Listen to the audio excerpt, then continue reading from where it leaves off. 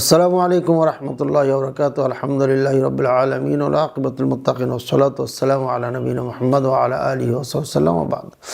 সম্মানিত দিনী ভাই ও বোনেরা, আপনারা যে যেখান থেকে আমাদের সাথে আছেন, আপনাদের সুস্বাস্থ্য এবং সার্বিক মঙ্গল কামনা করে আজকে রমজান মোবারক ধারাবাহিক আলোচনার আমরা একটি গুরুত্বপূর্ণ পর্ব শুরু করতে যাচ্ছি। সেটি হচ্ছে আদাবুল সিয়াম আল ওয়াজিবা।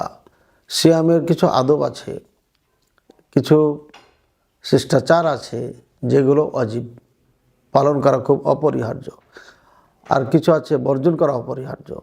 অর্থাৎ আজকে আমরা সিয়ামের আদব নিয়ে আলোচনা করব, শিষ্টাচার নিয়ে আলোচনা করব, যেগুলো ওয়াজিব, করণীয়, একদম বাধ্য আমরা করতে। সেগুলো এক নম্বর, আল্লাহ তাআলা আমাদের প্রতি ফরজ করেছেন সালাত। শাহাদা কালিমা লা ইলাহা ইল্লাল্লাহ ওয়া আন্না মুহাম্মাদুর রাসূলুল্লাহর পরে সবথেকে গুরুত্বপূর্ণ আমল হচ্ছে সালাত। এই জন্য যে সালাত মানুষকে ঈমানদার বানায়, সালাত পরিহারকারীকে আল্লাহকে আপনার কাফের বানিয়ে দেয়। সুতরাং সালাত অত্যন্ত গুরুত্বপূর্ণ। আর গুরুত্বপূর্ণ হবে না কেন? এটি সরাসরি মুহাম্মদ রাসূলুল্লাহ সাল্লাল্লাহু আলাইহি সাল্লামকে আল্লাহ তাআলা 7 আসমানের ওপরে নিয়ে যান। নিয়ে যাওয়ার পরে সরাসরি আল্লাহ তাআলা কথা বলেন এবং মুহাম্মদ রাসূলুল্লাহ সাল্লাল্লাহু আলাইহি সাল্লামের প্রতি এটি আরোপ করেন এবং আমাদের প্রতি 50 ওয়াক্ত ফরজ করা হয়। 50 ওয়াক্ত থেকে কমিয়ে কমিয়ে 5 ওয়াক্ত করা হয়েছে। সুতরাং 5 ওয়াক্ত হচ্ছে 50 ওয়াক্তের কাম করবে, এটা একটা। আর দ্বিতীয় হচ্ছে স্বয়ং আল্লাহ পাক রব্বুল আলামিন নিজেই এ উপহার দিয়েছেন আমাদেরকে, তাই আমাদেরকে এটা গ্রহণ করতে হবে খুবই গুরুত্ব সহকারে। তৃতীয় কারণ হচ্ছে মুহাম্মদ রাসূলুল্লাহ সাল্লাল্লাহু আলাইহি সাল্লামকে আল্লাহ তাআলা নিজে স্পেশালভাবে নিয়ে যান 7 আসমানের ওপরে, এরপরে আল্লাহ তাআলা এটি গিফট করেন। এই জন্য এটি গুরুত্ব আরও বেশি। চতুর্থ কারণ হচ্ছে জিবরাইল আলাইহিস সালামকে আল্লাহ সাথে সাথে পাঠিয়ে দিন, পরের দিন যাও মুহাম্মদ সাল্লাল্লাহু আলাইহি সাল্লামকে সালাত শিখিয়ে দিয়ে আসো। কাজী আল্লাহ পাক রব্বুল আলামিন জিবরাইল আলাইহিস সালামকে পাঠানোর মাধ্যমে এটা যে অত্যন্ত গুরুত্বপূর্ণ, প্র্যাকটিক্যাল করানো, এটা যে খুবই জরুরি, তা এটা আপনার স্পষ্ট হয়েছে। ষষ্ঠ নম্বর কারণ হচ্ছে এই সালাতটি হচ্ছে সরাসরি আল্লাহ তাআলার পক্ষ থেকে, আল্লাহ তাআলার আদেশে। ষষ্ঠ নম্বর কারণ হচ্ছে আল্লাহ পাক রব্বুল আলামিন সাথে সাথে জিবরাইল আলাইহিস সালামের মাধ্যমে এটিকে প্রশিক্ষণ দেওয়া হয়, শিখিয়ে দেওয়া হয়। এজন্যই এটা গুরুত্ব অত্যন্ত বেশি। ষষ্ঠ নম্বর কারণ হচ্ছে, সপ্তম নম্বর কারণ হচ্ছে যে আল্লাহ পাক রব্বুল আলামিন এটার জন্য টাইম বেঁধে দেন, টাইম টু টাইম, এই টাইমে পড়তে হবে। আর অষ্ট নম্বর কারণ হচ্ছে এটি ত্যাগ করলে পারে সে মুসলিম থাকে না কোরআনের কারিমের আলোকে এবং সুন্নাহর আলোকে। কোরআনের আলোকে, সুন্নাহর আলোকে মুসলিম থাকে না। সুতরাং এই সালাত অত্যন্ত গুরুত্বপূর্ণ সালাত। আল্লাহ তাআলা আমাদের বুঝার তৌফিক দান করুন। আল্লাহ তাআলা বলেন, ফাখালাফা মিন বা'দিহিম খালফুন আদাউস সালাতা ওয়াত্তাবাউশ শাহাওয়াত ফাসাউফা ইয়ালকাউনা গাইয়্যা। কিছু তোমাদের পরে অথবা এত পরে পরবর্তীতে কিছু জাতি আসবে, কিছু মানুষ আসবে, এরা সালাতকে ধ্বংস করবে, এরা সালাতকে বরবাদ করে দেবে। এরা নিজের পরবর্তীর নফসের আনুগত্য করবে। ফাসাউফা ইয়ালকাউনা গাইয়্যা, আমি এদেরকে গাই নামক জাহান্নামে নিক্ষেপ করব। গাই নামক জাহান্নাম হচ্ছে অত্যন্ত ভয়ানক জাহান্নাম, অত্যন্ত আপনার কষ্টদায়ক জাহান্নাম। এই জায়গার থেকে অন্যরা আল্লাহর কাছে পানা চাবে, এমনটি বর্ণনা পাওয়া যায়। ইল্লা মান তাবা ওয়া আমানা ওয়া আমিলা সালিহান ফাউলাইকা ইয়াদখুলুনাল জান্নাতা ওয়া লা ইউযলামুনা শাইআ। তবে হ্যাঁ, কেউ যদি তওবা করে নেয়, ঈমান আনে, দেখেন যে নামাজকে ধ্বংসকারী মুসলিম থাকে না, যারা নামাজ পড়ে না তারা মুসলিম থাকে না, এটা এখানে বোঝা যাচ্ছে। না হলে তওবা করে আবার ঈমান আনতে বলতো না। তওবা করবে, ঈমান আনবে, ও আমিলা সালিহান, এবং নেক আমল করবে, এরপরে আর খারাপ আমলে যাবে না, নেক আমল করবে। আল্লাহ তাআলা তাদেরকে জান্নাতে প্রবেশ করাবেন এবং তাদেরকে কোনো জুলুম করা হবে না তাদের প্রতি। বোঝা যাচ্ছে অত্র আয়াত দ্বারা যে সালাতকে বরবাদকারী, ধ্বংসকারী, পরিত্যাগকারী মুসলমান থাকে না, কাফের হয়ে যায়। তবে তার জন্য একটা পথ খোলা আছে, তওবা করতে হবে এবং ঈমান আনতে হবে পুনরায়, এবং আবার নেক কাজ শুরু করতে হবে। আল্লাহ তাআলা আমাদের বুঝার তৌফিক দান করুন। সালাত এত গুরুত্বপূর্ণ, যুদ্ধের ময়দানে আল্লাহ তাআলা জামাতকে মাফ করেন, অর্থাৎ জামাতের সাথে পড়তে হবে।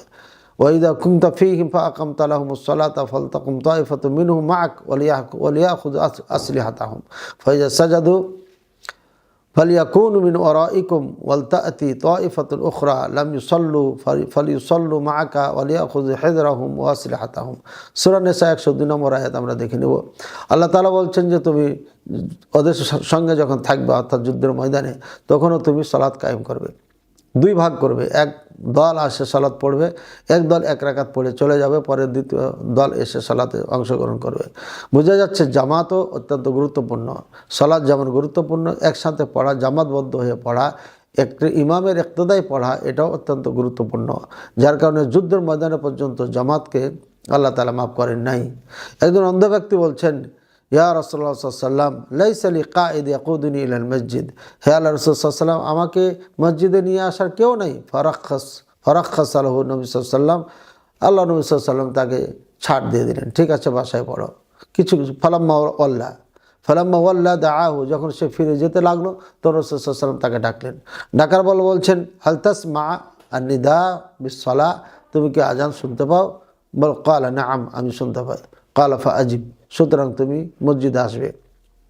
বুঝা যাচ্ছে একটা অন্ধ মানুষকে যদি মসজিদ থেকে আল্লাহ যদি ছাড় না দেন মসজিদে যাওয়ার থেকে, তাহলে আমাদের সুস্থর জন্য কখনো কোনোভাবে ছাড় হতে পারে না।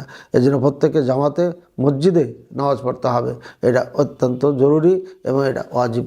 এটা না করলে নিয়মিত ছেড়ে দিলে কাবিরা গুনাহ হবে। এবং কেউ যদি মসজিদে না গিয়ে নিজের বাসায় সালাত পড়ে, সালাত আদায় হবে কিন্তু নেকি পাবেন না। অর্থাৎ সে মুসলিম থাকবে কিন্তু নেকি থাকবে না, নেকি পাবে না, নাউজুবিল্লাহ। সুতরাং যেই ইবাদতে নেকি পাবো না সেই ইবাদত আমাদের করে লাভ হবে না। এই জন্য মসজিদে আমরা যাব অবশ্যই। আল্লাহ তাআলা আমাদের সবাইকে তৌফিক দান করুন, আমিন। এবং সালাত জামাতের সাথে পড়ার কারণে লাভও আছে। আল্লাহ রাসূল সাল্লাল্লাহু আলাইহি ওয়াসাল্লাম বলেন, সালাতুল জামাআতি তুফাদ্দাল আলা সালাতিল ফার্দ বি27 দারাজা। জামাতে সালাত পড়লে একা নামাজ পড়ার থেকে 27 গুণ বেশি নেকি পাওয়া যাবে। আল্লাহু আকবার। সুতরাং জামাতে যদি আমরা সালাত পড়তে পারি 27 গুণ নেকি বেশি পাবো। এই জন্য আমরা প্রত্যেকে জামাতের সাথে সালাত পড়ার চেষ্টা করবো ইনশাআল্লাহ। আল্লাহ রাসূল সাল্লাল্লাহু আলাইহি ওয়াসাল্লাম আরও বলেন, আসকালুস সালাত সালাওয়াতি আলাল মুনাফিকিন, মুনাফিকদের উপরে সবথেকে ভারী সালাত কোনটা? সালাতুল ফজরি ও সালাতুল ইশা। সালাতুল ফজর হচ্ছে এবং এশার সালাত, সালাতুল ফজর এবং এশার সালাত, এই দুইটি, ফজরের সালাত, এশার সালাত, এই দুইটি হচ্ছে অত্যন্ত ভারী। কার কাছে? মুনাফিকদের কাছে। এই জন্য এই কাজে আসতে এই সময় আমাদের বেশি বেশি যাওয়া দরকার মসজিদে। এবং যদি কি লাউ তা'লামুনা আও ইয়া'লামুনা লা আতাউহুমা হাবুহা, যদি তারা জানতো এর মধ্যে কি উপকার রয়েছে, লাউ ইয়া'লামুনা মা ফিহিমা লা আতাউহুমা হাবওয়ান, তাহলে পরে দৌড়িয়ে আসত তারা, ভামাগুড়ি দিয়ে হলে দৌড়িয়ে আসত। আর যারা জামাতে আসে না, আমি ইচ্ছা করছি আমি কিছু মানুষকে নিব সাথে এবং খড়ি জমা করব এবং তাদের বাড়ি ঘরকে জ্বালিয়ে দেব। কিন্তু তাদের মধ্যে মহিলারা আছে যাদের মসজিদে আসা জরুরি নয়, অনুমতি আছে কিন্তু জরুরি না, তারা বাড়িতে সালাত পড়লে উত্তম।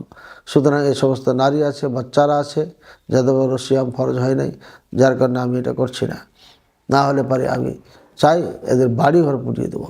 বোঝা যাচ্ছে অত্র আপনার হাদিস দ্বারা এবং আয়াত, উল্লিখিত আয়াত দ্বারা যে সালাত জামাতে অত্যন্ত গুরুত্বপূর্ণ, সালাত জামাতে পড়তে হবে। আল্লাহ তাআলা আমাদের বোঝার তৌফিক দান করুন, আমিন। ওয়া সাল্লাল্লাহু আলা নবিয়িনা মুহাম্মদ ওয়া আলা আলিহি ওয়া সাল্লাম।